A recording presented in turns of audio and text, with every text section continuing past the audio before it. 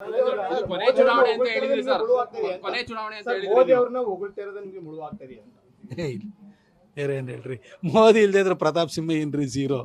ಯಡಿಯೂರಪ್ಪನವ್ರನ್ನ ಬಿಟ್ಟರು ಸುಮ್ಮನೆ ಹಂಗೆಲ್ಲ ಹೇಳ್ಬೇಡಿ. ಯಡಿಯೂರಪ್ಪ ಸಾಹೇಬ್ರು ನಮ್ಮ ಅನ್ಕ್ವಶನಬಲ್ ಲೀಡ್ರು. ನೋಡಿ, ಯಾವಾಗಲೂ ಉಂಟಲ್ಲ, ಎಷ್ಟೋ ಸರಿ ಏನೇನೋ ಬೇರೆ ಬೇರೆ ಥರ ವಿಶ್ಲೇಷಣೆಗಳು ನಡೀತವೆ. ಯಡಿಯೂರಪ್ಪ ಸಾಹೇಬರು ಪಕ್ಷವನ್ನು ಈ ಮಟ್ಟಕ್ಕೆ ಬೆಳೆಸಲಿಲ್ಲ, ಕಟ್ಟಲಿಲ್ಲ ಅಂತಂದಿದ್ರೆ ಇವತ್ತು ಬಿ ಜೆ ಪಿ ಎಲ್ಲಿರ್ತಾ ಇತ್ತು? ಅವತ್ತು 1983ರಲ್ಲಿ 2 ಸೀಟ್ ಇದ್ದಿದ್ದು ಬಿ ಜೆ ಪಿ.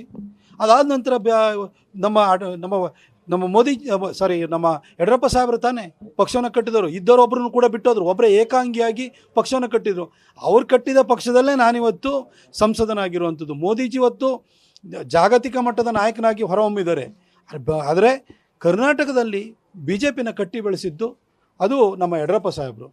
ಅವರು ಇಷ್ಟು ದೊಡ್ಡ ಮಟ್ಟದಲ್ಲಿ ಕಟ್ಟಿ ಬೆಳೆಸಿದ್ರಿಂದಲೇ ನನ್ನಂಥವರಿಗೂ ಕೂಡ ಅವಕಾಶವಾಗಿದ್ದು. ಹಾಗಾಗಿ ಯಾರು ಇದರೊಳಗಡೆ ಅವ್ರದ್ದು ಇವ್ರದ್ದು ಅಂತ ಬೇಡ, ವ್ಯತ್ಯಾಸ ಅಂತೇನಿಲ್ಲ. ಕರ್ನಾಟಕಕ್ಕೆ ಯಡಿಯೂರಪ್ಪ ಸಾಹೇಬರು ಒಂಥರ ಮೋದಿ ಇದ್ದಾಗೆ, ದೇಶಕ್ಕೆ ಮತ್ತು ಜಗತ್ತಿಗೆ ಭಾರತದ ಅಗ್ರಗಣ್ಯ ನಾಯಕ ಅದು ಮೋದಿಜಿ.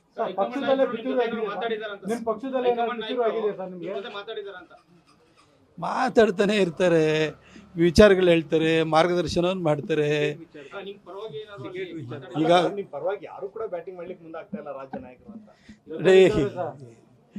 ಆ ಥರ ಎಲ್ಲ ಅಂದ್ಕೊಳ್ಬೇಡಿ ನೀವು. ಎಷ್ಟೋ ಜನಕ್ಕೆ ಇವತ್ತು ಟಿಕೆಟ್ ತಪ್ಪಿದೆ, ಅವ್ರ ಪರವಾಗಿ ಯಾರು ಮಾತಾಡಿಲ್ಲ, ಅವ್ರಿಗೆ ಅವಕಾಶಗಳಾಗಿಲ್ಲ ಅಂತ ಅರ್ಥನ?